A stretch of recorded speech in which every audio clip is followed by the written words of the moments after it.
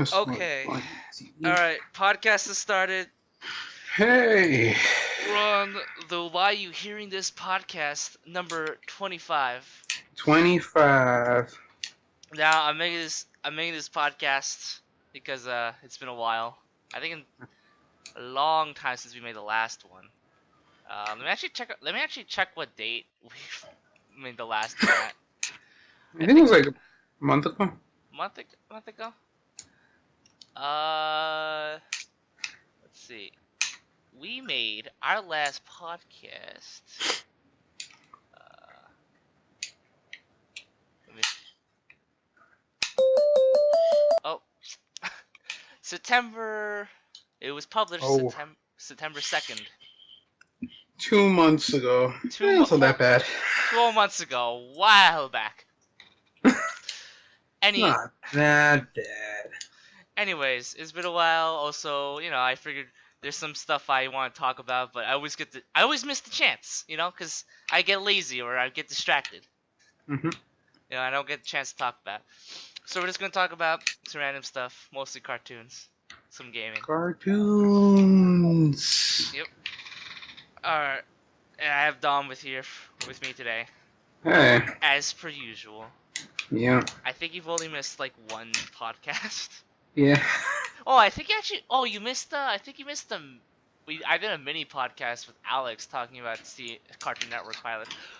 Oh, speaking of which, we should totally talk about Infinity Train. Oh yeah. We have to talk about. Okay, there's a lot we should talk about, but let's start with let's just get like on track and start off with the first thing I want to talk about, hmm which is Mighty Magiswords. Yeah, I like that show. Yeah, so I saw it when it first was like conceived as a short for like on Cartoon Network. Mhm. Dom, and then later on I told Dom about Mighty Magiswords, and then Mhm. he saw every episode. Yep. Yeah, it was a pretty good short series. And then Dom, and then you told me that it was confirmed for a full length series on Cartoon Network. Yep. I was like, hey, that's pretty good.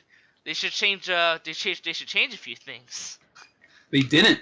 Yeah, it was like exactly the same. And what's even worse, the thing that was like messed with me, right, was the fact Yeah. they were continuing the continuity from the shorts. What Like, has D4, man?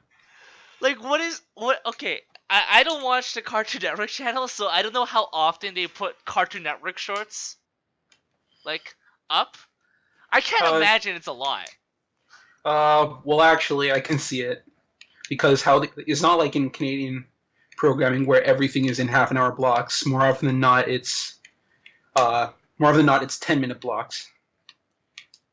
So like they'll have like two episodes of the same show going for like half an hour, but sometime every so often there'll be like shows where it's just 10 minutes, and then they'll have to fill up 10 extra minutes some other way, Yeah, and no, that I, and I'm those just short.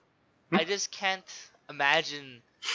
Like I don't know if their actual like programming block, like in a lot of the filler time, did they just like put up Mighty Magiswords shorts? Put up whatever shorts they want. Yeah. I would just figure that just be advertiser space. No, how advertising works in America is uh it's 10 minutes. Okay, it's like 10 minutes is relegated to no, 11 minutes is relegated to a show. So it'll be 11 minutes, then no, no, sorry, my bad. It's okay, so it's a 10 minutes for a show. In between those show, it'll cut it up for like 5 minutes and then it'll be 10 minutes of advertising in between those two blocks. Hmm. Yeah, so they'll spread out a show to half an hour by by cutting a 10-minute show in half and then having a really long commercial break in between. Okay, I mean, fair enough. I'm just saying it's quite whatever. It's to me. I don't know if how often. I don't know how popular the Mighty Magister shorts were. I didn't think they were like really that like popular, or at least not popular enough to say that you can continue the continuity from the shorts into a TV show. No, I think it was that a lot of their shows were ending. Of course, they had already knew that like months prior. So they looked at their Mighty Magisword shorts. It was getting good reception. So it was like, let's greenlight this for a full series. It can work. Yeah. There you go. Yeah, it's just so weird to I can't. Has any other show done that before? Like anything similar to that? Started out as a short and then just brought into a series. Started out as anything, but then just continued the continuity into like a series. I don't know. I can't think of. I don't think it's that weird. It was kind of weird to me, especially because, okay, so whenever when it was coming from, I'm coming from the perspective of it was a digital short, digital shorts, these shorts. Yeah. And they're moving it over into a TV series, right? Yeah. Now I was fully expecting, because the Mighty Magisword shorts and the brand of comedy is extremely fast paced. Yep. Just really quick. So I figured, yep. 11 format. Okay, you don't have to squish everything together. You can take your time a little bit, make the jokes kind of settle in, get the punchline just right. Nope. They just zip. Nope. Just go straight.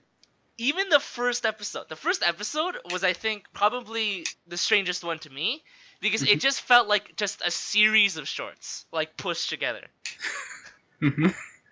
Very similar to the Mighty Magisword shorts, where they do like an arc, kind of, and they like have multiple shorts like kind of string together. It just felt like they just got a bunch of those and put them into like one episode. Oh yeah, did you see the latest short? They made a new short. Yeah, I saw that. I mean, I'm getting to that. The point being, the show is very fast paced, but it's Mighty Magiswords. I don't know. I like it. I don't know. To be honest, in terms of how funny the show is, it's kind of here or there. Yeah. There's some jokes that really work, but some are like, probably, they're funnier once you watch the episode again and you realize what they're saying, because they're just zipping through everything so quickly. Yeah, I like the humor from the beginning. Yeah, I mean, a joke that passed by me at first was that Simone joke. Yeah. With the freaking with the squirt thing. I didn't get that at first, then I was like, oh, it's a thing they're doing. Okay. Yeah. I didn't realize that. That's not my name. Yeah. Yeah. But yeah, it's very fast paced, like the humor. Yeah, and then we can talk about the characters now. I just like how they revealed a character in the TV series before it showed up in a short. Yeah. Oh, Simone? Yeah, Simone is like in the short that they just released. Yeah. I think that was the character. That was the short that was supposed to introduce Simone. Because it still had the old animation and everything. But it just released before the full series came out. Who cares? Who cares? Hey, I don't mind it. Yeah. Yeah, it's comedy. It's comedy based action. The action is kind of. What do you think about the action in this show? I think it's just not. It's like it's throwaway. That's not the main draw of the show for me. Yeah, me too. But damn, there's some really good. Like some of these magic swords are kind of OP. Yep. Like the one that can just tear up in time and space. Yes! No, I was thinking that exact one. I was like, this is just broken. Oh, I absolutely don't understand when they're going to a fight and they're beating everyone up, but then they get back up and then they beat up the warriors. Like, I didn't get that. Like, remember when they were in the dinosaur land and they were somehow losing to the dinosaur warriors? For a moment. What are some really good Magiswords they have? Well, Zombie Pumpkin's my favorite character in the entire thing. You just have one that throws just boulders. Oh yeah, the Boulder Magisword. Yeah. Ground Magic Sword. Oh yeah, or Roundabout Magic Sword, I think it's called. Roundabout Magic. Is that a JoJo reference? I don't know. Maybe it is. Because how it looks is like it looks like it fits right with JoJo. That would be amazing. Yeah, but yeah, the Roundabout could just change the trajectory of anything. Yeah. Yeah. Damn, I'm trying to think. Okay, I really like Simone. Yeah. That was okay. Fucking I mean, I already talked about this with the Yeah. princess one. I didn't like her in the beginning. I'm slowly liking her. Mhm. I think it's just the fact that like I don't care anymore. Mhm. This show has showed me to just not care if they could have a fucking pirate city with a mayor. Like, it's just like, why do I even care anymore? Yeah, I like the princess now. Yeah. Hey, warriors.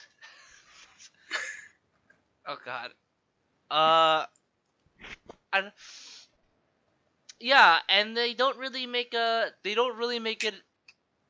I don't know why it's like. I'm trying to give sorry. Okay, so there was another show, Long Live the Royals for Cartoon Network. Yeah. Now, it has good humor too, but the thing about it is it's extremely jarring to me, and it actually kind of bothers me a little bit about this of these clash of generations with the millennial technology in this old medieval time. Mm-hmm. Like the millennial angle. For some reason, it kind of bothers me because I don't think they really combine it well, right? No, but I wouldn't really think that's synonymous with Mighty Magic Swords because it isn't going for a straight medieval aesthetic. Yeah, I mean, I was gonna say that for Mighty Magic, it doesn't bother me so much. I think that's part of the reason, but I think another part of it is because they don't address it that often, and I don't think they give a shit. No, they don't. Yeah, I mean, it's just I can't because there's not a lot of times where for most part, it seems referential when they do the millennial stuff. Yeah. God. Oh, and I guess we could talk slightly about some of the fact that there's Vine stars or fucking Ego Raptors, one of the characters. Were there Vine stars in there? Yeah, apparently there's Tom Sanders and stuff like that. I don't know. I didn't hear them. I did fucking hear Ego Raptor. It fucking. Oh, everybody's heard Ego Raptor if they watched it. Dude, Which Way might be my Which Way's the best? Dude, one of my favorite villains in any cartoon show. Villains. Yeah. Oh, God. Oh, did you see the preview for the fucking when they're working at this Slugburger? No. It was amazing. It's they were just making this absurdly large order for Vanber and Brohias to make. Sorry, Dom.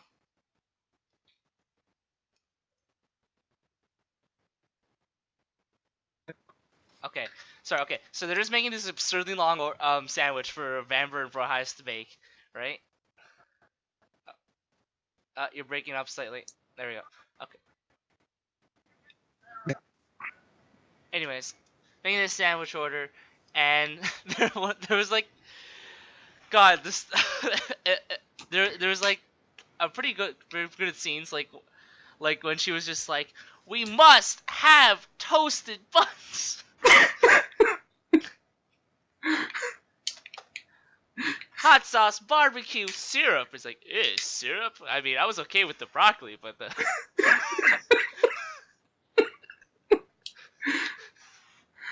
I hope she gets all the awards for that performance. I absolutely love that character. And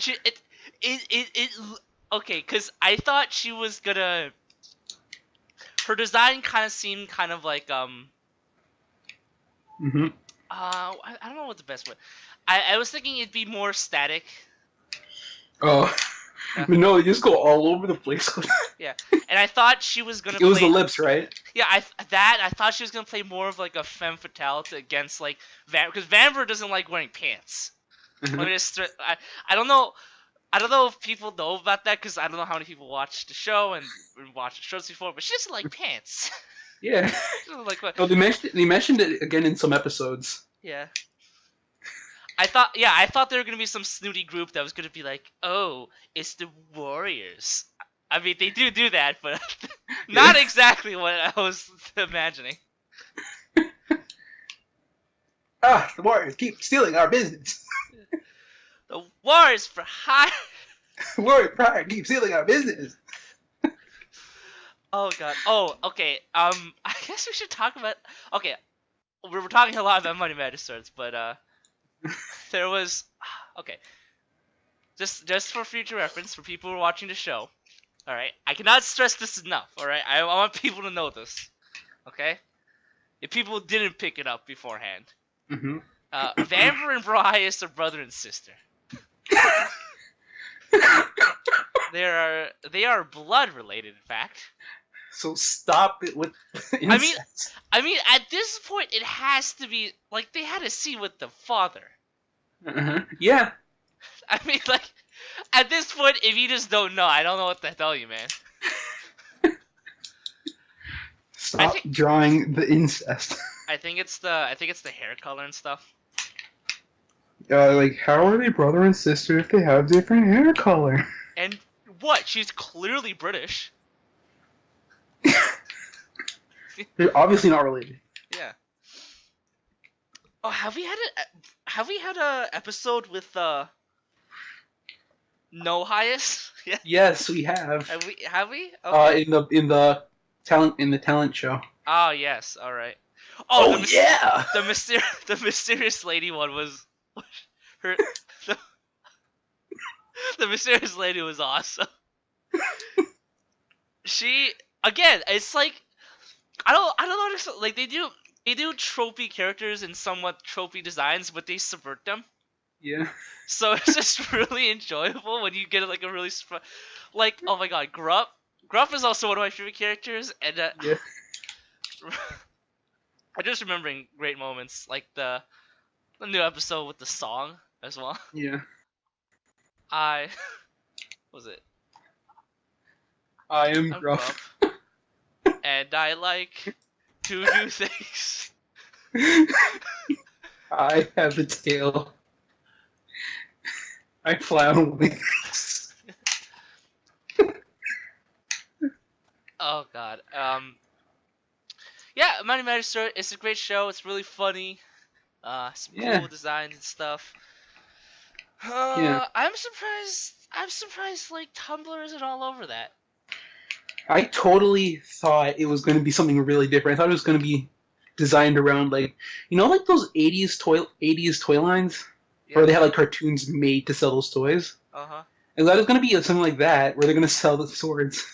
Oh yeah, me too. I thought it would totally be that. I thought it would be like a Ben 10 except for swords.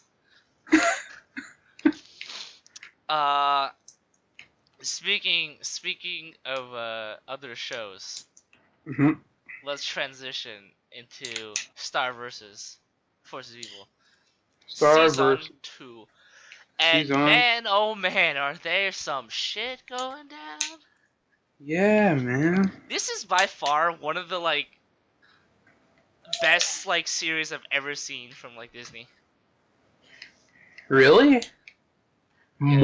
More than Gravity Falls? Be careful what you say, people will burn you.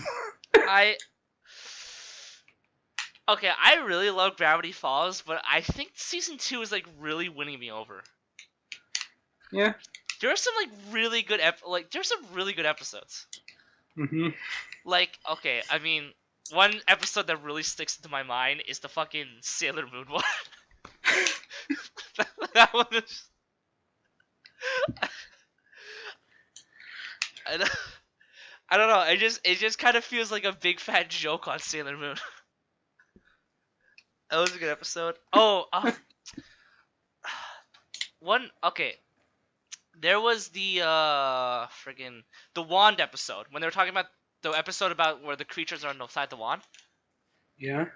I thought that was I thought that was like really interesting and unique. Mhm. The Hmm. just had this whole entire like sub like what's it this whole army of creatures inside the wand, and they're like all living there in like a society, and Yeah. and Star just basically just blasts them out of the wand. Oh. It's actually really interesting that they all have like unique personalities and lives inside the wand, which also makes me wonder the fact that the It's just princess. imprisonment. Yeah, no, but the princess has to bring the wand to the when the princess and queen, and the queen gets the princess, she gives the wand to the new princess, right? So basically, Yeah. the wand resets and everybody inside dies. Because those creatures are specifically for a star butterfly. Hmm. Listen, shut up. So they're all living there and happy, but at some point in their lives, they're gonna all die, and they know it. You don't know what you're talking about. Frick. Okay, who's the Mudo? Is what his name? Mudo? Mudo. Yes. I don't even know what's going on with that character. You mean the bird guy, right? Yeah. That's his name, right? Mudo? Yeah. I think so. I'm not completely sure. It's just so. First of all, the way they opened up this season was with an episode of him, and it's just the most like depressing. Yeah, Jeez, the world just won't give him a break. Yeah, after everything that happened in the finale of Star, and then It's just him being alone, trying to find his way around life. Yeah, but as he's evolved during so far in the season, it's been pretty substantial. I mean, he has his own army. He's competent now. Yeah, but now he has a wand controlling him, I guess, as well. The wand's controlling him? Well, the wand is telling Mudo exactly what to do. Apparently, it involves a shit ton of corn. Apparently, I don't know why. Oh, okay. I don't know why there's a shit ton. Man, that wand really wants corn, man. Yeah.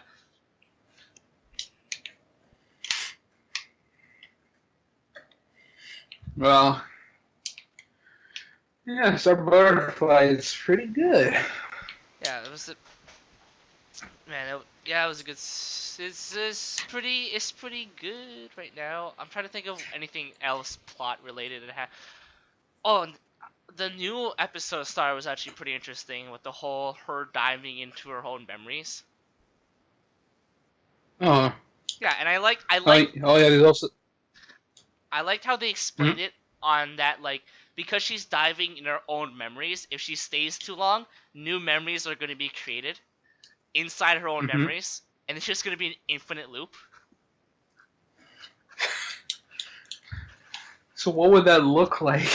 Oh no, they showed it. Oh, okay. I didn't watch the newest episode. Yeah, it was a really interesting concept because she didn't know, because she was experiencing the same memories of her experiencing her same memories. Oh. Huh. Yeah. Yeah. We got Morjan. Fucking Marco confessed his love to JD. That chick. Yeah. I'm probably forgetting name. Oscar got sidelined because now we know Star likes Marco. Oh, your biggest fear. Why? Why does my ships get destroyed? All I wanted was a great union. Marco gets that, girl, and then Star and Oscar. It's like now it's gone. Yeah, he's a genuinely nice guy. What is the point of him now? Now it's gone, and your ship is ruined. Forever. worst show? 0 out of 10. I guess some people will tell me that some people will tell me like, but the Blood Moon Ball, because they dance together, means that their fates are intertwined. So Oscar never had a chance. But I still believed. What? Because they dance together? I still believe. Because they dance together? Yeah, I guess. Like, they dance together, therefore they're destined. They can't do anything else. It's over. Yeah. Nice try, buddy. But yeah, anyways, it's been a really deep, engrossing season so far. Yep. I mean, it was funny. Mm-hmm. Pretty good action. Yeah. Yeah, it's pretty unique concept. It was it's brought some unique concepts into the show, and I really like it. And if it keeps this up, and you know, if season 3 is just as good or even better. Wait, is season 3 confirmed? Season 3, I don't know. Oh. These take like a year to make. Oh yeah, of course. Well, like most shows. Yeah. No, I mean Star shows are like. No, Star Butterfly specifically takes longer to animate. Oh. Because they take. Oh yeah, because they take in the extra effort to make sure it's clean and make sure there's like no errors. Yeah. Yeah, pretty much. I think the first season took 2 years. Because they were just polishing animation. Yeah. Good animation. Yeah. You forgot. Yeah, we forgot something. What? What did we forget? Oh, we forgot something to put up. We forgot something to put on the docket. What? Harvey Beaks. Oh. Getting axed. We'll talk about it. But yeah, it's Starburst versus Butterfly. You watch the show. It's pretty good. It's still going, actually. Watch it. It's pretty good. Yeah, it's still going. Alright, next thing. This is going to be... I'm sure this is going to be quick, but we're going to talk about Murphy's Law. Now, Dom only watched the first episode, I believe. They're grouped, right? So it's like the first and second? I think so. Yeah, so I watched like the first and second episode. Yeah, and I'm caught up, actually, so... Yeah. Yeah, it's, first of all, Weird Al Yankovic.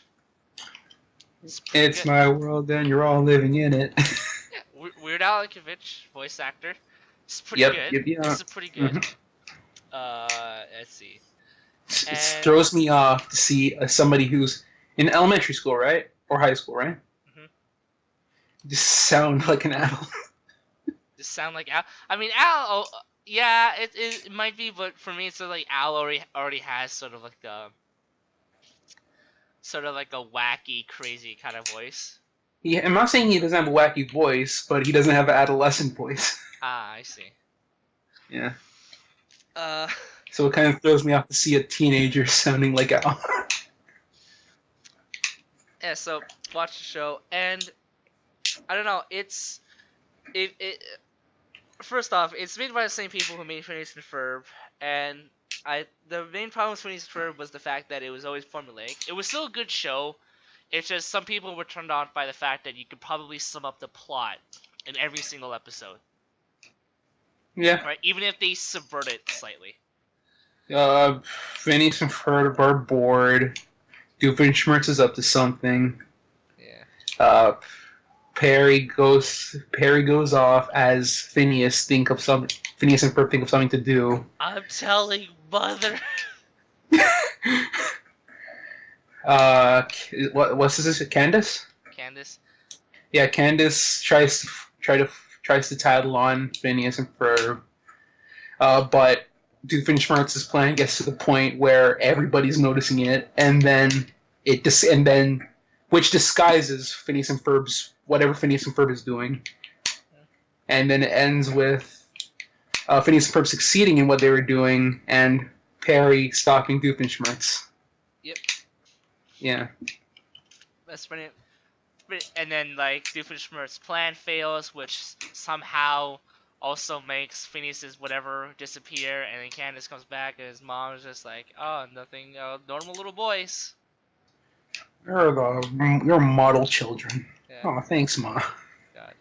Oh my God, that reminds me. Okay, I just got quickly. Did you watch the episode where the mom actually catches Phineas and Ferb do something crazy? I think so. Yeah. My God, was that dark? Did that take? They were actually waterboarding Phineas and Ferb to the point where they lost their creativity. Are you serious? Yeah, They were waterboarding. Yeah, the parents were waterboarding their children. No, not the parents. They basically sent them to sort of like an internment camp. Oh my God. Which I think there was supposed to be a reference to like the WB camps in World War II. Uh-huh. So it's just this German guy who's like has this other guy with a water hose. Uh-huh. And Phineas and Ferb has like a barrage of like tails and like tools and equipment in front of them. Yeah. And Phineas would be like, "Hey Ferb, I know what we're gonna do today. Blast him." "Hey Ferb, I know what we're gonna do today. Blast him." and there's like a final moment where it's just like, he's shaking, he's like soaking wet, and he's like, "Phineas, I don't know what we're gonna do today."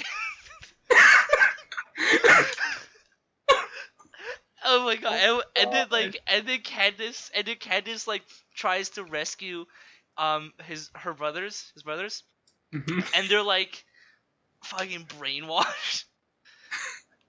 They were just not, they were basically lost all their creativity. Uh-huh. It was a Oh sad my God! episode. Just like bad positive reinforcement. It's terrible. Yeah, it was crazy. And then it was a dream, so it never happened. But yeah,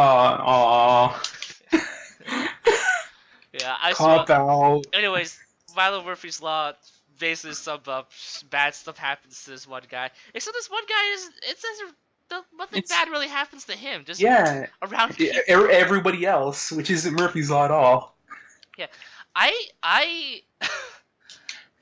it really just accept the plot for means to have for the writers to just do whatever they want, essentially, with no real explanation, or just ramp up the absurdity to a level that's just like, it's Murphy's Law. Whoops, meteor's coming. Murphy's Law. Oh man. One episode I hope they do, and if it does, I will make sure I go out of my way to watch it, is if they actually have an episode where it's legit Murphy's Law. Yeah, okay. Where it's just like Murphy gets on the bus loses gas, bus driver investigates, accidentally causes a chain reaction in the engine that causes it to explode. Bus is on fire. Murphy's trapped inside. I admire the fact that like everybody in the town just around him like kind of know him because of Murphy's Law, but they just kind of accept him and just want him to have like a normal life. Yeah, you'd think they would like exile him or something. Yeah, no, like, but they just like you have to get out of the city. Like they don't like what Murphy brings essentially, but they like Murphy. Like he's a stand-up guy. Yeah. He's a good guy. They have no reason personally. They have no reason to hate him except for the fact that bad stuff happens. Yeah. For what I can tell, usually people don't really get hurt, except for the fact that there's a cross guard who's all about safety, so he has an eye out for like Milo, and then there's just like 1 minute sequence of him trying to handle just like one duck and having extreme difficulties. And it's like all in frame, so it's like Murphy just on like the road, and this duck on the pond just attacking this poor man. Yeah, it's a okay show. It's Phineas and Ferb humor. There's some Phineas and Ferb had some really good humor in my opinion. Yeah. Right. I'm not contesting that. Like the main problem I had with Phineas and Ferb was the musicals. Oh, they didn't really get rid of that. Yeah, I know. There's still like a musical sequence in every episode. Every episode? I don't yes, I think I want to say yes. It's not bad. Like I don't. To be honest, I never said it was bad. I'm just like it's forgettable. Never said it was. Yeah, it's like you never had a thing for just a constant barrage of musicals every episode. Steven Universe. They didn't parade you every episode, man. when it hit, it fucking hit. What do you mean by that? I don't know. I always like whenever Steven Universe does like a song, I'm like, oh man, I don't know if I was prepared for this. You should have sent a memo first, man. Hey Rebecca, I'm not feeling so well. Can you just not make a song right now? I can't deal with it right now. She's reading my letter as she's currently on her fucking ukulele, just like,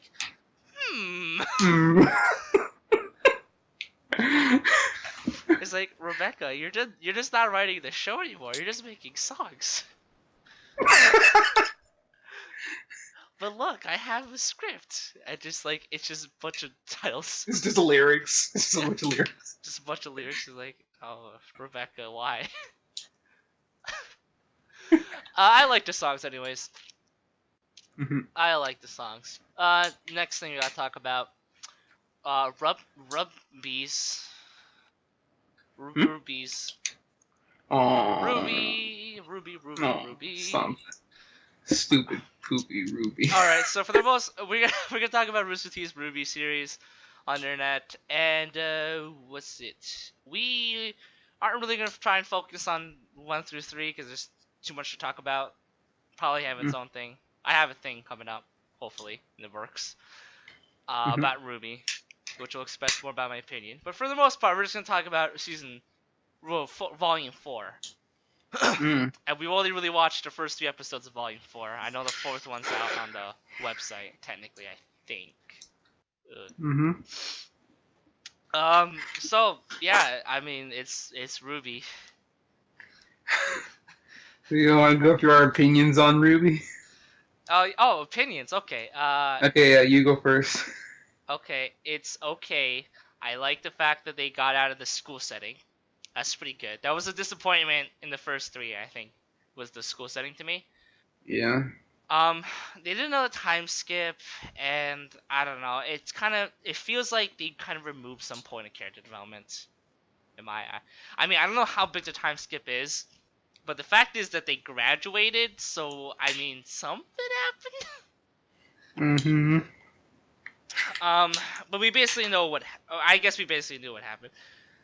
Everyone's going their separate ways. I feel like some of their arcs might be a little predictable on how they're going. I think Weiss is a little predictable. Oh yeah, she's gonna break out of her shell and rebel against her father's word, which is so obvious. Yang is it's very obvious. She has like internal issues that she has to go through. Yeah, but I'm still on the fence that I think she made her evil.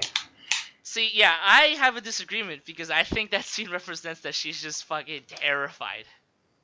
I don't know, like, place her, like, in the intro, she was falling into the whatchamacallit, friggin', the evil guys, yeah. Yeah, okay, so the explanation to that is, one, the fire is supposed to represent the fact that she was fighting that dude in a fire, like, literally, flames of hatred, but also the fact that the building was on fire when he fought that dude, right?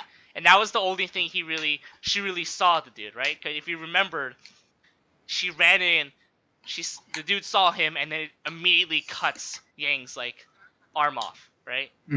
Almost a split second. She didn't really get a great look at him, but all she saw was the mask, right? That was the only image in her mind before she got knocked unconscious and her arm got cut off. You're too much into this. Nah, I got more. And then when she was training. And when she was training with her father, right? All of a sudden, the father turned into Yang, right? As if she's not really fighting anybody but herself. If you ain't putting much thought into this. Yeah. Yeah. And then there's more stuff, but I don't want to. I think that was more them doing clever editing. I mean, okay, look. I think for the most part, the writers have some idea of symbolism.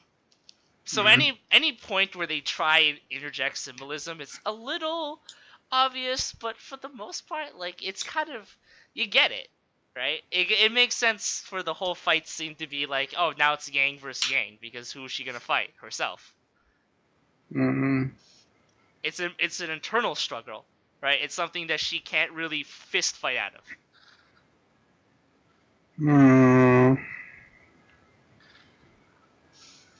Let's see. What is it? Oh yes, that the Michael character is bothering me. Soundtrack's still good. Fighting, I think, is okay. We haven't really got too much into it. Everything seems to be okay for now.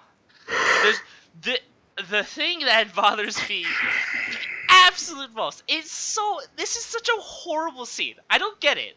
Right? What? I can't understand from a writer's perspective why you would write this and think it would be even emotional or fucking gratifying in any What? sense. The scene where he's training with the Farah video, right? Now, Oh, that one. now, okay, I can understand. It actually I think is a cute scene in theory on having him train with videos that Farah sent Jean. That's fine. I don't like that whole speech at the end. The man farewell. Pretty much farewell message at the end. Yeah, I was like, you're just gonna die, right? You're just gonna kill yourself after this. Is what I'm hearing. Is what I'm understanding. So hey, John, I'll be right. I'll be there by 8. And also, I really appreciate the time we should be. Hey, I got your pizza. It's gonna be $26.35. Yeah, here you go. By the way, I really appreciate.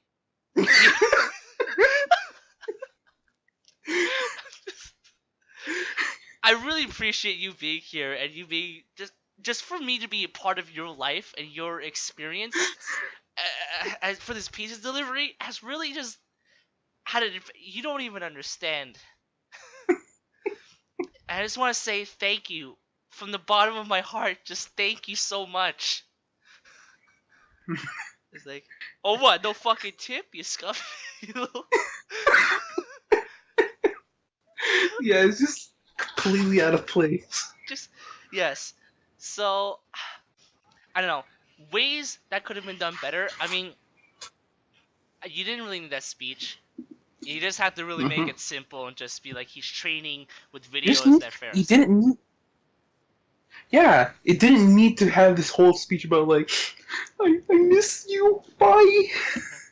It just needs to be just, hey, it's a video of Farrah. I think that alone would have been a reminder.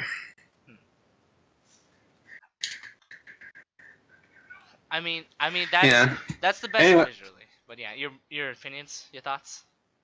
Yeah. Why do we keep watching this? Cause it's the Rooster Teeth #1 show, obviously. No. Oh, why isn't it Red versus Blue? Cause it's not anime enough.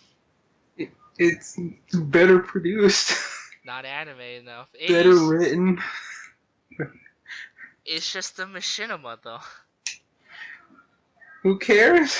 I care. Apparently a lot of people care, Dom.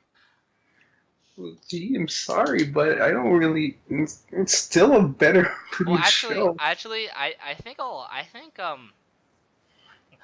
lot of reason why people aren't really gravitating towards Red versus Blue is the fact that people think it's a Halo fanfic. People seriously think it's a Halo fanfic? Well, yeah, because they don't really see the distinction between this and Halo, right? They think somehow they're like connected, or the fact that like it's in place of the Halo universe, right? Well, that's their thought, because I mean it is a machinima. It uses a lot of Halo assets. There's like a bunch of machinimas that don't take place in the source materials universe. Yeah, but how? I mean, let's be honest here. Red versus Blue. How synonymous is it with Halo? Not very. They do reference Master Chief. Yeah, they referenced it once. Yeah, which means it takes place in some sort of fictional Halo universe. It was a reference. Yeah, that he exists in the universe that they're And that trying was to like get. a throwaway joke early on in the series. Yes, but it held so much of the plot and so much on the perspective people should take when watching the show. That's stupid. Anyways, our thoughts are, go watch Red vs. Blue. Yes, it's good. That's my thoughts of Ruby Volume 3. Volume 4. It legitimately is. Like Go on. apart from like the action scenes, this Red vs. Blue pretty much outdoes it on every category. Yep. It's a good Ruby got a good soundtrack though. And so does Red vs. Blue. Yeah, I mean, I won't argue that. I just think Ruby's is better. Like they don't put it on blast as much as Ruby, but I think I like the Red vs. Blue soundtrack more. Yeah. I don't know. Some soundtracks, I think some tracks in Red vs. Blue just feel kind of weird. Yeah, Like fair enough. Like the Falling Tower one was just like, okay, let's just add a rap to this. Yeah. But yeah, it's Ruby. Okay, we'll talk about Mob quickly. Just I like Mob. I like the creator One. You know, I'm more familiar with One Punch Man. I like me I some. think I like Mob more than One Punch Man. Yeah. I mean, there's an arc that everybody remembers. I mean, there's two big arcs everyone remembers from One Punch Man.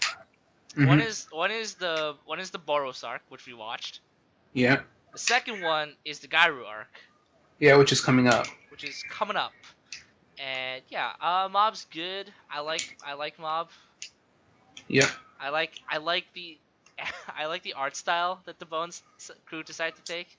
Yeah, I like how it's just like it's not so much it's not a direct copy, but it's like more than them making their own art style. It's more a revamping of one style. Yeah. Well, I mean, for example, of Madhouse, they were trying to get down the art style and the animation. I mean, they're trying to get the art style of Yusuke. Yeah, Almost, the guy who did like the formal. Yeah, like almost impossible because the amount of detail that guy. Oh puts yeah, in it's art, like ridiculous. Astronomical. Oh my god, dude. He did a for fun, he did a redrawing of like a manga chapter from One Punch Man. Just to make it look as beautiful as physically possible.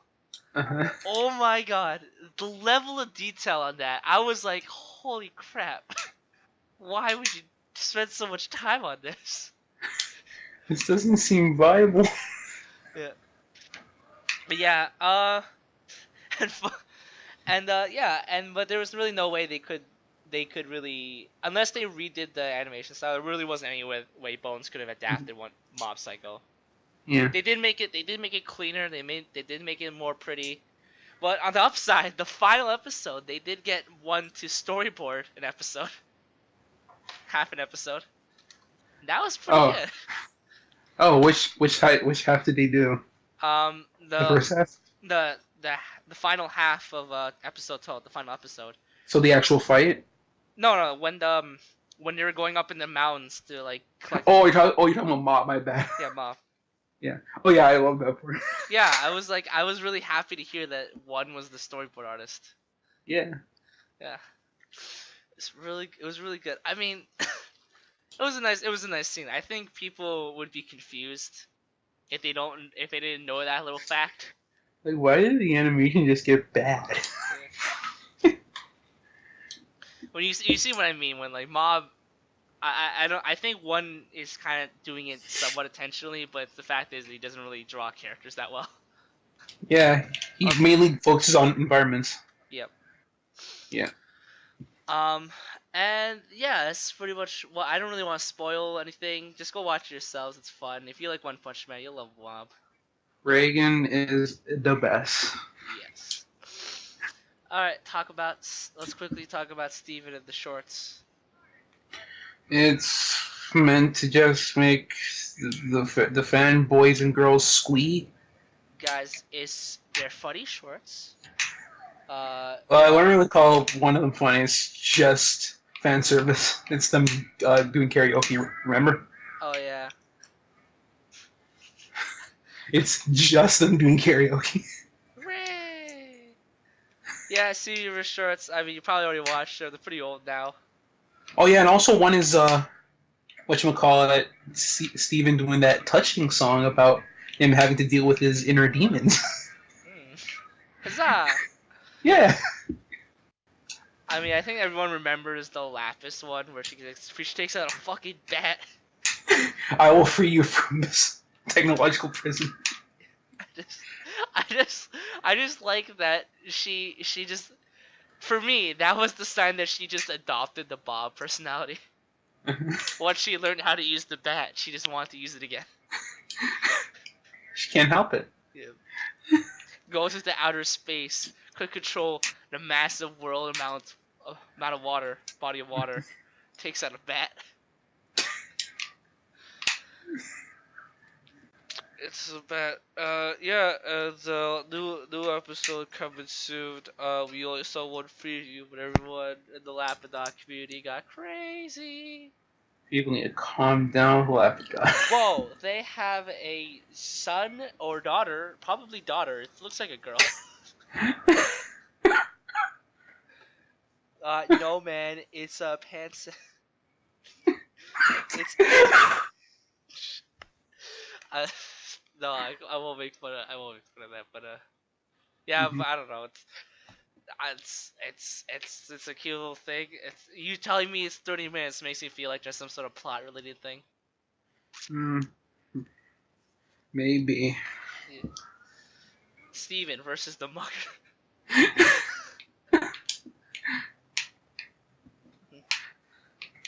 The cluster's back and it's piping mad. Just wow. Okay. Well, and then Lapis drowns the cluster in water. You know how that would take like the entire ocean. She can control every body of water on Earth. Like that would just use up all the water to do that. Lapis learns bloodbending. They just redo the Avatar episode. Yeah.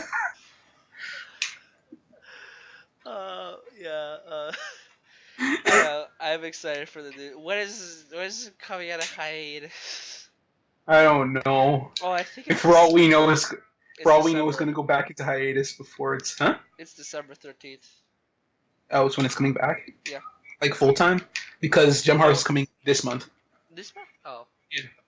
Okay. Well, something else is coming back December 13th. Okay.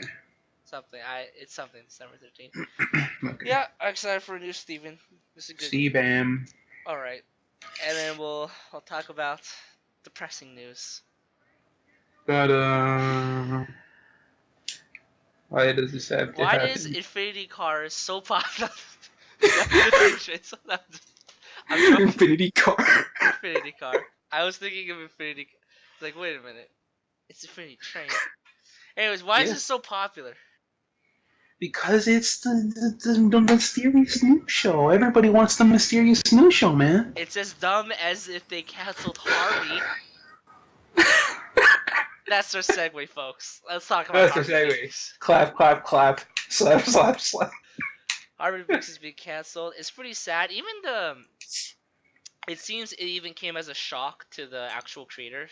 Yeah, it's like remember in the Rebel Taxi podcast, they were like talking about like it's going to have an end, it's going to be great, and it's like it's going to have an end, it's going to be great, and all that jazz, and then out of nowhere, yeah, no, your episode's getting posted online. Really? Okay. From what I've heard, right, is that he Mhm. had plans to continue the series. Yeah, no, yeah, like it was only going to be like up to a season 2, I think. No, I mean he had plans to continue the series. Mhm. Right. Like outside of it. Yeah, outside of season 2, like he had more planned, right? Uh-huh. Just not through the Nickelodeon shut them down. Right, and then on top of that, the final episodes of Harvey are gonna be released online as sort of like kick in the face. Yeah. It's like thanks for the series. We're gonna take it It shit on it. Harvey got Korad. Horror to the oblivion. Yeah, I Yep, mean, totally got Korad, man. yeah, for the most part.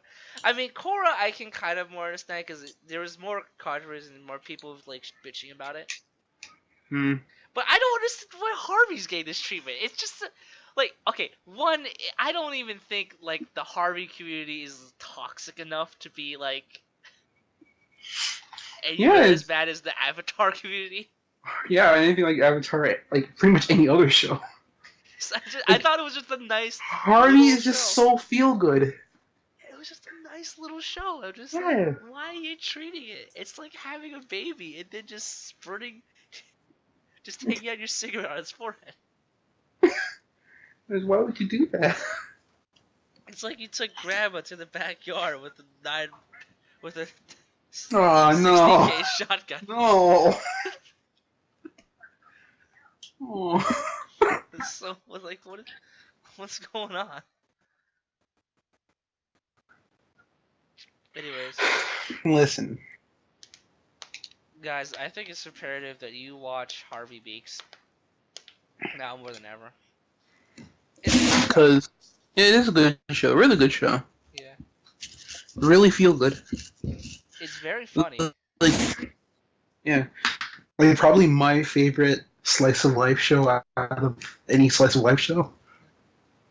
The com- the Yeah. comedy is so the comedy is very unique. It takes this very feel good scenario, but then take these like and then the jokes that come out of it is just so out of place that you just can't help but laugh. Yeah. Just like I love the joke where it's just like Fu is crying and Fee comes in and is like, "Are you crying about the economy again?" It's like, what the just Fu occasionally cries about the fucking stock market. The inflation. The inflation. Oh my god. And then the best friend one. Uh-huh. He's like, "Hey Harvey, we're best friends, right? We're friends. We're best friends. You're different. What do you mean different? You're different. Am I your You best could- friend or you're not your best friend?" It cuts there. Good show. It's a good show, man. It's a great show. I love that show. Yeah, man. Shane got axed. Got me so depressed. What got me even more depressed is the creators like Tumblr posts on it. Yeah, he just made like this huge like rant thing. It was so freaking heartbreaking seeing that. Yeah. Uh, Oh well, I'm sure we'll support him on the next series. hopefully he goes like I don't know, like maybe he'll go back to CNN and start up Chowder again or something. Chowder reboot. Chowder 3. He gets the multimedia animation is gone. It's all in Flash. And for some reason we don't get Gazpacho again. They removed him. Schnitzel speaks English now. They feel like Gazpacho was a sexualized character. And Schnitzel speaks English. No, Snitchel speaks German.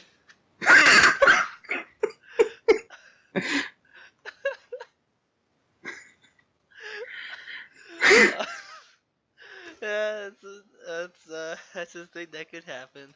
Probably not, never. Hopefully. Speaking of things that will never happen, Infinity Trains.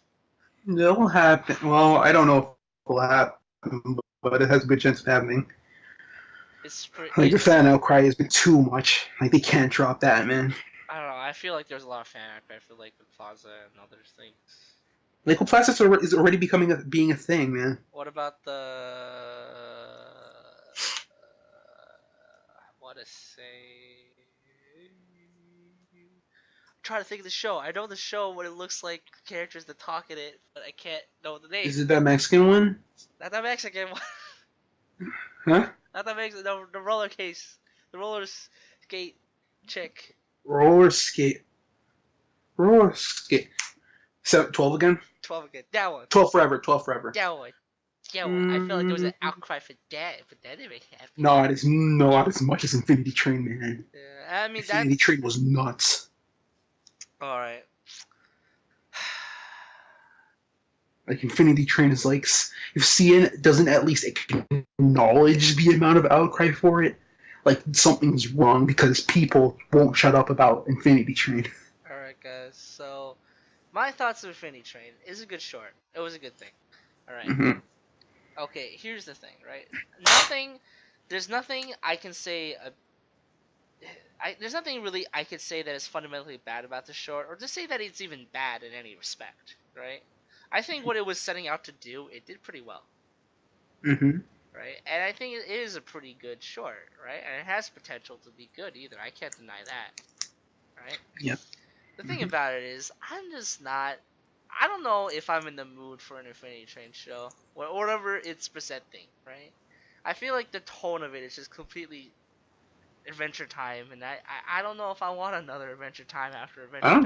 I don't think it's Adventure Time. I don't think it's I no. think I don't think it's Adventure Time. I just think Cartoon Network has this. All their cartoons. It has a very similar tone, I think, to the style of humor to Adventure Time, especially with the fart room mm-hmm. thing. Fart room and the land of Corgi. Yeah. Like I feel like this is very Adventure Time esque, and I don't know if I really kind of want this. But that's more of a that's Mm-hmm. more of a personal kind of like I kind of want Samurai Jack and freaking Courage the Cowardly I don't. Dog to come out by now. I don't really think. I don't. I don't really think Adventure Time really had any fart jokes in there. Hmm? No, there were fart jokes in Adventure Like not a Time. lot. Mm, Like not enough to the point where it's like, oh, it's a fart joke. It's Adventure Time. I don't. Okay, I'm not saying fart joke is synonymous with Adventure Time. Mm-hmm. I feel like the sort of like kind of like Random. yeah, kind of like the random humor is very kind of Adventure Time esque. I didn't think it was really random. I think the I think that the point they were trying to hit home with the rooms that they gave is that what they want for the show is that it's a platform. The train is a platform where they can do pretty much anything they want. Like, oh, one episode they're in a desert, the other episode they're in outer space, like that type of thing. Hmm. Yeah, it could look. It could change a lot, and I feel like if they're gonna go, if there's a big outcry for the Mm-hmm. change, they want this show, right? Yeah. I don't know what CN is gonna do with it, right? The thing about it, Steven Universe changed a lot because the Cartoon Network asked Rebecca Sugar to do redesigns for the characters to make them look more Because cute and simple. they didn't look. It's stupidly hard to animate. Yes. Like, go look at the pilot again. It looked really hard to animate on like a regular basis, especially with the amount of episodes they had. Hard to animate. And two, they didn't really look all that good. Yeah. Yeah. like, they didn't really look all that good. Nope. Yeah. Um. It's like a lot of people, went with Liquid Plasma Turbo out of those shorts. Yeah. But yeah, my point being is I don't if Infinity my I mean if Infinity Train gets into a show, right? Mm-hmm. Worst case scenario, it sucks. Mm-hmm. Likely scenario, it's gonna be good, but it's not exactly the show that I kind of wanted out of it. Or it's gonna be Amazeballs, and you're gonna like it just like everybody else. Woo! Yeah, I mean they had to do some pretty I think somewhat significant changes. Yeah, like in Steven Universe. Yeah, somewhat significant changes to It's make it always possible. more appealing to me is what I'm saying. I don't even yeah, people getting hyped up to it. I think I understand why people are getting hyped up on it. this whole crazy, what is Cartoon Network gonna do? The shows are ending. They need to stop with that. That is ridiculous. Guys, stop with this attitude. Like, The show's ending. Is this the end of Steven? Is this the end of Cartoon Network? It's like no, it's not. first of all, The fact that all those shows are ending just means that there's going to be new shows coming. yes, like I don't think anyone knows, but they get way more pilots than what they released online. Okay, Yeah, they just release some because because they think that the audience will like it. yeah, and it's not, and most of the time it's not even just to get like audience attention or audience hype. They just think people will like seeing this. That's really all that comes out to. They're not doing it as a marketing like a oh, I guess audiences like this one, so it's gonna be picked up. Hell, there might be even a case where a pilot gets shot out and just like, audiences don't seem to like this as much as the rest, so we're not gonna make this show. Yeah, a lot of people they do use that platform as a test bed for if they'll like it or not, though. That's not the people understand that's not any like a big factor or even like a final deciding factor, right? It is a factor. Mm-hmm. A lot of other factors that I know not a lot of other factors. we're out of control with. There's probably a lot of other shows that people are talking about. Yeah, of course there are like a lot of other facters. Steven Universe got greenlit for Liquid Plasma Turbo. That's there you go. Yeah. The case is we don't know how likely Infinity Train is gonna be a show. I think using Infinity Train as a thing of just like, we need this because shows are ending and Cartoon Network is That's over. Stupid. Yeah, don't do that. It's not over. They probably have. They don't need the show. They'll probably want the show because it's an interesting concept. They won't like. They don't need numerous shows in production right now. Yeah. That's Infinity Train. It's Infinity Train. Right. Will it save Cartoon Network? The real question is, who will save Overwatch? Sombra will. Sombra. Hey, now, how about you tell the audiences our opinions on Sombra's design? It is not that great in my opinion. Yep. I don't like it. Yeah, it's kind of which is weird. Yeah, it's kind of weird. Because like Overwatch's characters have been like consistently good, except for Sombra. Yeah, I don't think Sombra's bad. I just don't really like it as much. Yeah, I just don't like it as much, man. Especially coming off of Anna, because Anna looks awesome. Yeah. So I played the PTR, and I'll tell you my story. Tell us your story. Well, it was when the PTR update dropped that everyone decided to get on Overwatch. To my surprise, I was in a queue of 20,000 players. After dropping down to 200, I disconnected because they had to apply another update. So I graciously said, okay, I'll download your update, and then I got back on, and then it was like, joining a queue of 20,000 players.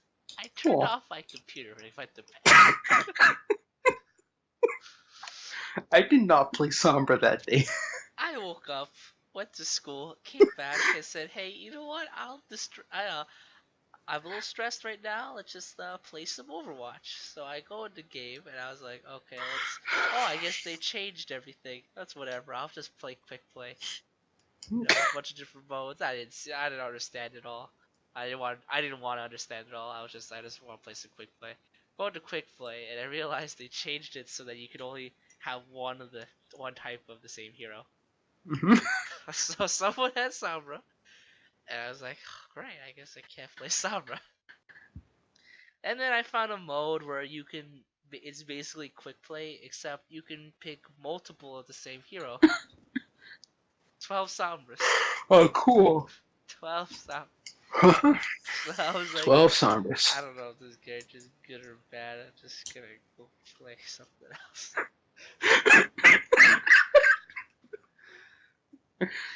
But yeah, I can tell she's effective against some heroes, like really effective against some heroes, but not as much as onto some others. Uh-huh. Like Farah and Junkrat and Soldier isn't really like a big factor, Hmm. but something, let's say Reinhardt, just being able to take out his shield is pretty big. Yeah. Being able, let's see, negating Lucio's boosts, that's pretty big.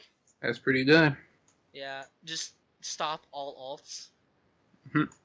Like even just prolong alts from happening, that's pretty big. Yeah. Honestly, I think the best part out of Sombra is the Gremlin Sombra. Yeah, the Gremlin software. I saw a comic where it's just like, all right, before you join Talon, you must go through a rigorous process. Boop. Okay, you're in. And the Widowmaker is like, what? I had to kill my husband to join Talon. It's like, and it's like, well, what are you gonna do? I don't see you having a boop. Do you have a boop? Boop? That's I a believe pretty. you By the said way, doing it right. by the way, folks. By the way, folks. I want to address this. Okay, Mhm. I want to address this for you guys. So Sombra, right? That boop, Not cool. amateur. That's a pretty bad boop. It's not good. It's not a good boop. There are boops. Yep. Beep boop. Boop boop Beep, bop. boop, Boop boop, boop pop. bop. Hop, boom, bam, kablam. No, I think you mean beep boop boop bop. Boop boop bop. No, you're saying beep boop boop beep. Boop boop bop. Listen, what we're saying is that it's weak. It's a weak catchphrase. It's a really bad cat. I mean, it's not bad because other people have that catchphrase, but they do way better. Yeah. When she says it, it's weak. Yeah, it's not even a catchphrase. It's just like whenever you want to make a character to be kind of serious but also kind of silly, you put a boop. Yeah. That's what you do. You put a boop. But that's all she does. Yeah. Boop a bop, beep boop bop, boop beep boop bop. Oh, the one really cool thing about Sombra though is her play of the game winning streak. Yeah. She like so imagine at the end of the game, right? Uh-huh. And then it goes into play of the game, and it's like May, and her like you see her like play the win animation going on, right? Yeah. Halfway through it, it cuts, and then it's like Sombra who hacked into the play of the game. Mhm. That's her play of the game win screen. I thought that was like really cool. Mhm. And then yeah, other than that, I can see why people say she's OP. She's pretty fucking like out of everybody, she's probably mobile, even more mobile than Genji. Yeah, because isn't her default to sprint? No, I mean she runs okay, right? But then Mhm. she has her invisibility, which makes her sprint as if it's like Lucio boost. Mhm. And then she has that little like teleporter device, which like lets her teleport over walls and up buildings and stuff. Yeah. Which is pretty good. Pretty I'm good, s- I must I'm say. still waiting for the hard teleport guy. Yeah. And you freaking Tracer? Mhm. Is that what you're talking about? No, like the hard teleport that's able to teleport other people. Oh. Oh, you mean That'll be a game changer. that girl? Like no, like the NG. Symmetra? Like the NG. The NG. Oh. Yeah. That. Like an Symmetra? NG with mobility, so you can get like a Reinhardt into like a ledge Ah, where he shouldn't be able to get to. I see. Yeah. Alright. That's Sombra, in my opinion. I don't know. Personality wise, I think Not that great. Gremlin Diva. Maybe Grem- Gremlin Sombra. Gremlin Diva has a buddy now. Gremlins. Did you see I'm that? gonna call it the buddy. I think it's more a rival. Yeah. Did you see that comic where it was like, Diva reaching for one of Samra's churros because I think they're just people are racist, but Yeah. one of Samra's churros, and then Samra like bats Diva's hand away and says something in Spanish, Hmm. and then Diva's like, I don't speak taco. Wow. Wow. Alright. I want a Blizzard animation where Diva is at a StarCraft 2 tournament and she loses and it's Samra holding the fucking cup. Just like Samra entered the StarCraft 2 tournament just to fuck with Diva. She has that smile, that smirk. Yeah. And then she fucking boops Diva at the end. Like that's what I wanted. Hmm. That's Diva's sad backstory. Sorry. That's why she joined the military. Yeah.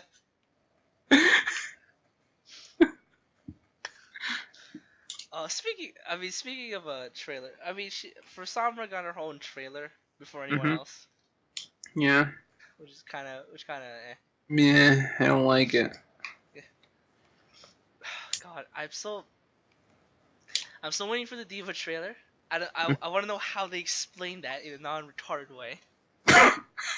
Well, a girl with impeccable No, no, StarCraft skills yeah, see, joins military they have because to she's so good. they have to explain that she's a 16-year-old girl who is the number one StarCraft 2 championship, and then the Korean military in a situation where they need to pick up gamers to pilot their mechs. Listen, because gamers have the heightened abilities. Oh my god, it sounds so much like an enemy. It's not even funny. So their first thought, out of all gamers they decide to pick up RTS gamers. Do what pretty much is shooting. Just like why would you like Does it- even their own logic that they set up is flawed in many ways. Listen, it's because they're the smarterest. Yeah, because I think you would agree that Genji is sort of a parody character as well as like McCree is sort of a parody character. And then like Diva too. She's like a parody character too, but Yeah, like Diva her getting the robot. her her lore does just not just not like it it it the thing is if they just remove the whole like her being conscripted Hmm. for that specific reason. Yeah. If it Because was she's an if RTS gamer. if it was just the best explanation they could do, right? The best explanation they can, because the best thing they can do is if you turn 16 and you're a boy in Korea, you already have to serve the military for about a year or two.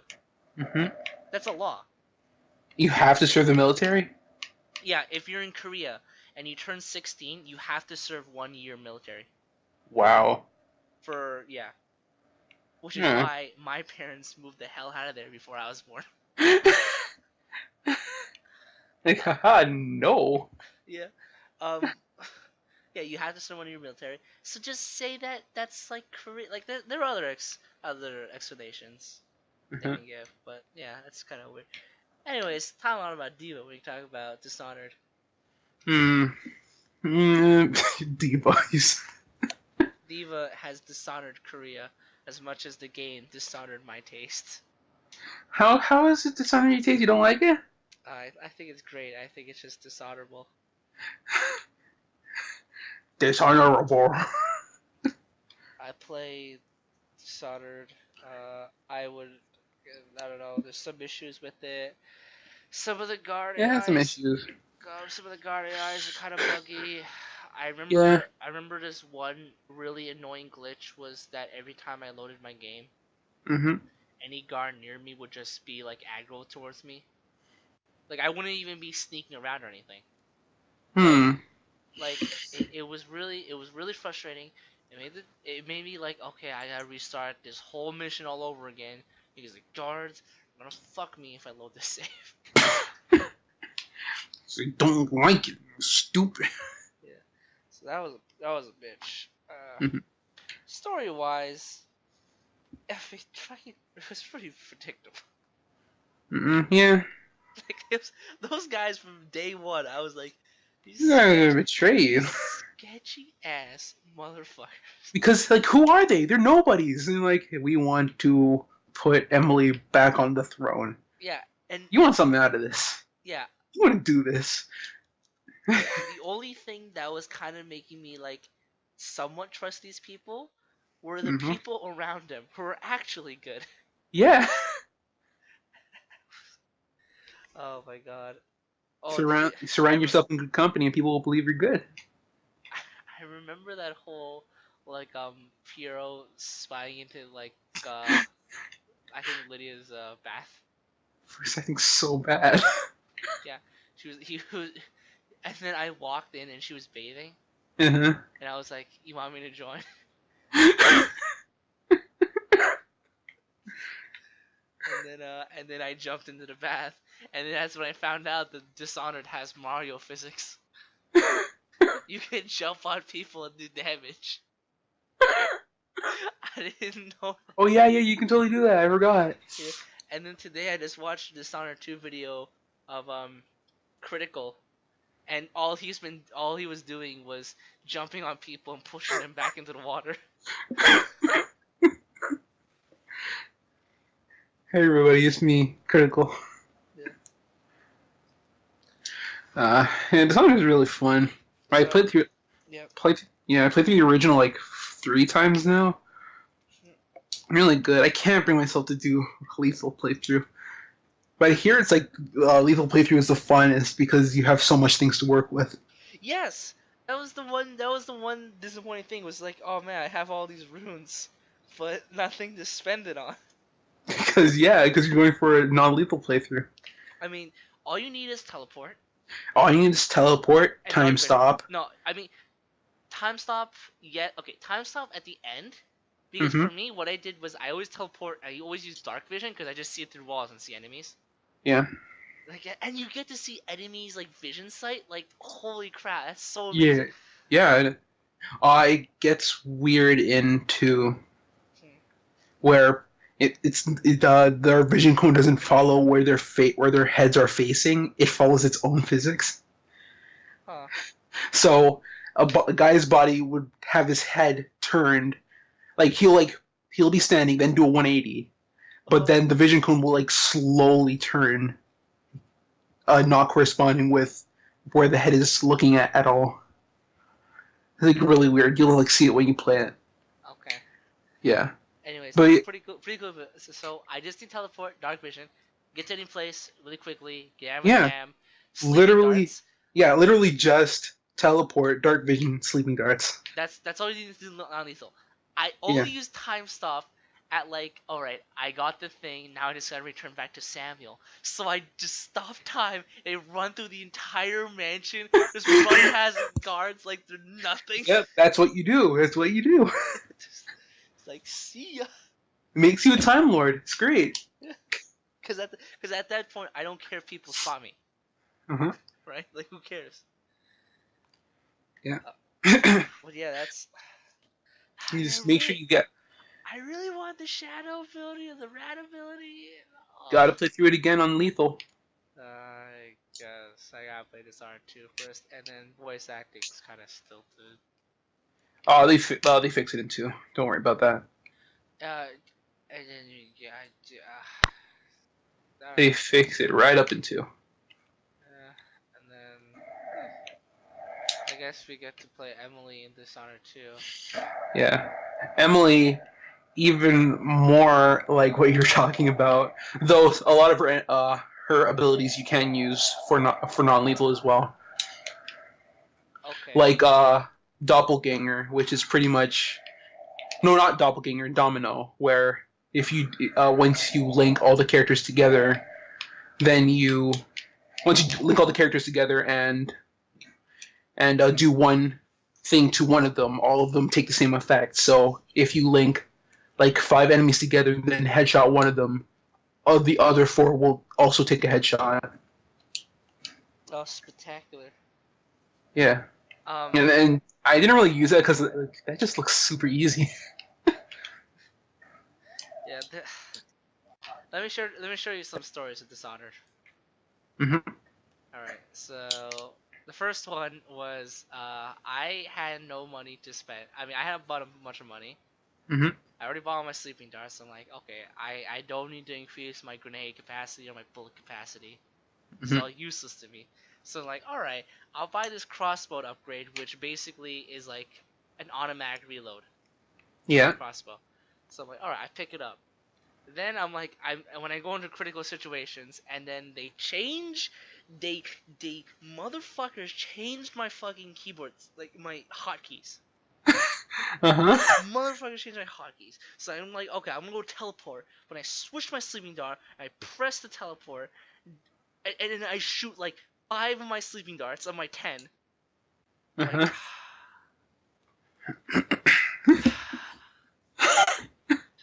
It's okay, man. It's okay. And then there was a time where like I bought 10 sleeping darts, right? And then Uh-huh. and then I teleport to a building. I'm like, oh shit, a guard saw me. I'll just sleep dart him, right? Uh-huh. And then another guard runs in, so I sleep dart him. And another guard runs in, I sleep dart him. I spent all my 10 arrows sleep darting immediately after I just bought them. Uh-huh. And such a that game pisses me off so much sometimes. God. Who was your favorite character, Dishonored 1? Dishonored 1? Yeah. Sokolov. Sokolov? Yep. I That really, was I great. really, I really like Samuel. Samuel? Yeah. Who's Samuel again? The boat guy. Oh, yeah. Oh, yeah. Samuel's great. Like, if it isn't Sokolov, it's Samuel for me. I think Samuel's good. I think the fact that like I really cemented that I really like this character Mm-hmm. was the fact that I heard that like after he put my body into a raft and set it out to sea, Yeah. he went out and started like searching for me, Uh-huh. make sure I was safe. Aw, that's nice. What a nice guy. Yeah. What a daddy guy. It was so heartbreaking for me when on my first playthrough because I was assassinated. Like, I wasn't, like, for that playthrough, for my first playthrough, I wasn't hurt. I wasn't killing anybody but the targets. Huh? But apparently that got me high chaos. Huh. So on the final mission, on the final mission, he gives you that speech telling you how you did and how you turned out okay. Yeah. Yeah. And the final mission is like, you know what? You're real shit. I really hope I never talk to you again. Like, no. Okay, man. Hey, Samuel. See you later. Shot in the heart. You're too late.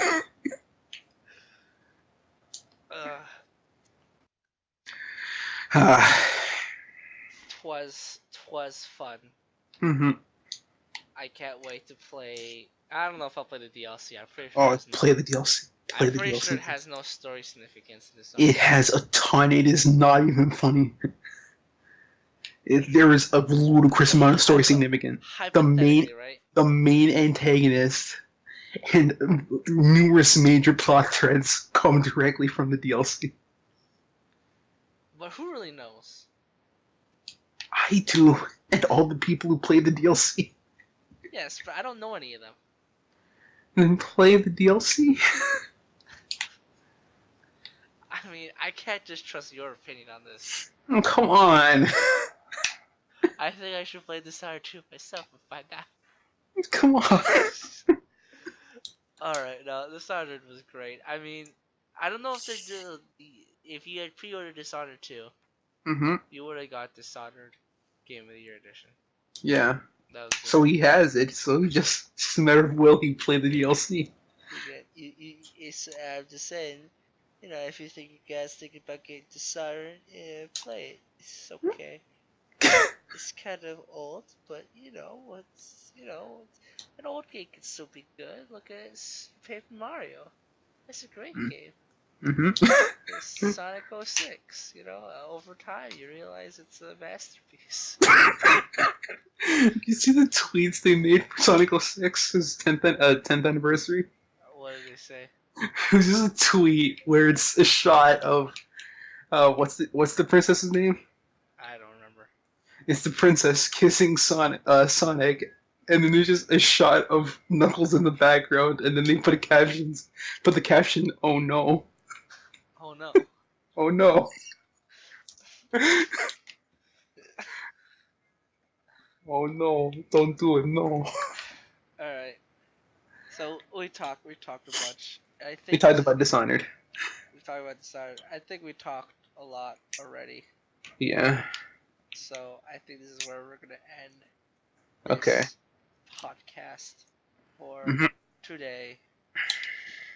It's a pretty okay podcast. If I I want to do thank see something, Danny so for coming out to our podcast, just listening, just listening. just listening. So he's not saying anything because he's like that. Oh, this is great, Chris.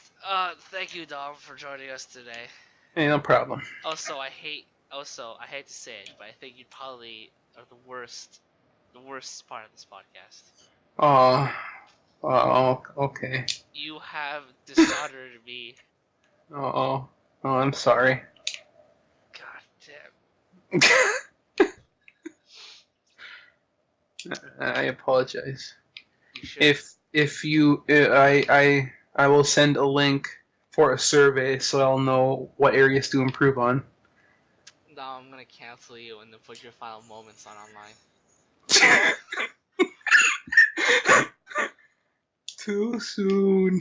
And you can blame it on Murphy's Law. Too soon. It's like an endless train of cancellation. Murphy's Law gets canceled. That seems fitting. And an infinity train. Oh, Infinity Train never ends. It gets picked up and never ends. never ends. It never ever ends. It won't stop. That's the cover top. I'll see you guys later. Bye.